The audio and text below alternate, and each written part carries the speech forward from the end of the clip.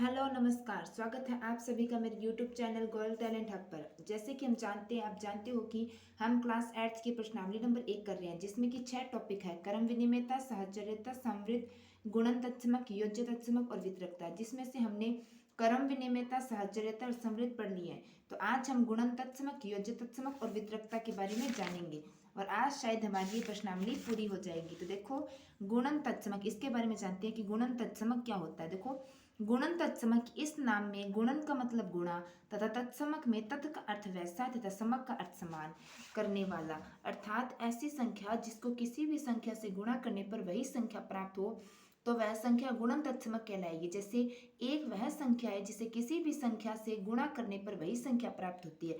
जैसे मान लो 2, 3, 4 ये सारी संख्याएं हैं। 2 को 1 से गुणा किया 2, 3 को 1 से गुणा किया 3, 1 को 1 से गुणा किया 1, 4 को 1 से गुणा किया 4। अब देखो, 0 को 1 से गुणा करेंगे तो 0 आएगा। तो गुणन तत्समक का मतलब ये होता है कि ऐसी कोई संख्या बताओ जिसको किसी संख्या से भी गुणा करें, लेकिन मान हमें वही संख्या प्राप्त हो। तो वो संख्या 1 है, क्योंकि 1 को हम किसी के साथ भी गुणा कर ले, मान हमेशा वही आता है। 1000 को भी अगर हम 1 के साथ गुणा करेंगे तो 1000 ही आएगा। लेकिन जब हम 1 को 0 से गुणा करते हैं तो 0 ही आते हैं। लेकिन 0 इसके लिए क्या है? अपवाद है।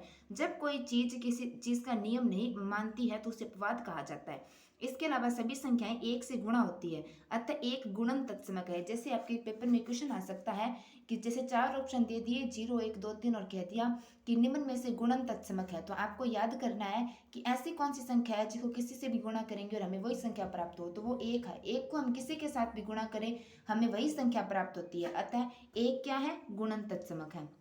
आगे देखिए, योज्य तत्समक, इसका अर्थ है कि योग करने पर समान संख्या प्राप्त हो, अर्थात ऐसी संख्या 0 है जिसे किसी भी संख्या में जोड़ने पर वही संख्या प्राप्त होती है। जैसे 0 में 0 जोड़ेंगे तो 0 ही आएगा, 1 में 0 जोड़ेंगे तो भी 1 आएगा, 2 में 0 जोड़ेंगे तो 2 आएगा। इसका कहने का मतलब है कि ऐसी कोई संख्या बताओ जिसमें किसी में भी जोड़ दो और मान हमें वही संख्या प्राप्त हो। जैसे 1,00,000 में अगर आप 0 जोड़ोगे तो आपको 1,00,000 ही प्राप्त होगा, यानी आपको वही संख्या वापस प्राप्त करनी होती है। तो उसके लिए हम 0 जोड़ते हैं। अतः जीरो क्या है? योज्य तत्समक। वैसे गुणन तत्समक की तरह पेपर में यह भी पूछ लिया जा सकता है कि योज्य तत्समक निम्न में से कौन सा है।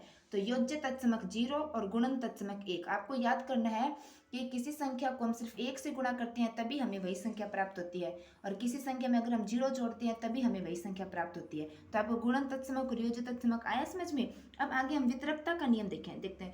तो मैंने इतने सारे नियम आपको कराए, इनमें मैंने आप सभी को परिभाषा करवाई ना, सबके परिभाषा करवाई, लेकिन वितरकता की परिभाषा नहीं, इसको मैंने सीधे नियम के द्वारा सिखाया। देखो, जैसे हमें कुछ संख्या दी गई होती है, जैसे ए बाहर होता है, ब्रैकेट के अंदर बी प्लस सी होता है, तो इसका मतलब ये होता है कि ए बी के साथ भी गुणा में है, प्लस का निशान ए सी के साथ गुणा में भी है।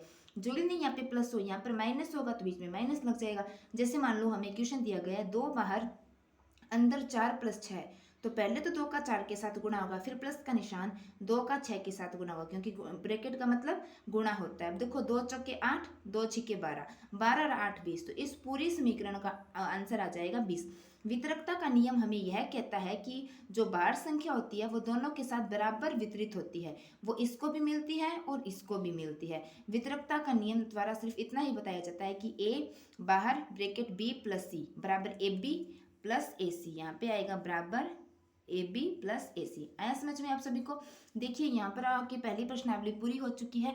आज हमेशा से थोड़ी छोटी वीडियो ही मिली है, लेकिन आज आपकी पूरी प्रश्नावली हो चुकी है। देखो, मैंने आपको सारे नियम सिखा दिए हैं। एक बार मैं आपको दोबारा रिवीजन करवा देती हूँ। कर्म विनिमयता में कर्म चेंज करने पर मान समान आना चाहिए। साहचर्यता में 3 संख्याएं दी होती है, पहले में एक को बाहर निकाला जाता है, दूसरी बार तीसरी को बाहर निकाला जाता है। अगर मान सेम आता है तो वो साहचर्य होती है। समृद्ध का मतलब है कि यदि हम पूर्ण संख्या में पूर्ण संख्या को जोड़ें तो हमें पूर्ण संख्या ही प्राप्त होगी, तो वो समृद्ध का गुण होगा।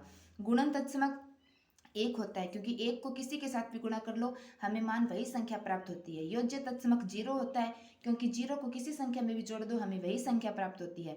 वितरकता का मतलब होता है ए बाहर अंदर बी प्लस सी, यानी ए बी प्लस ए सी, यानी बाहर वाली संख्या अंदर वाली संख्या में सभी के साथ बराबर बांट दी जाती है। तो आज हमने हमारी पहली प्रश्नावली कंप्लीट की। आई होप आप सभी को समझ में आई होगी।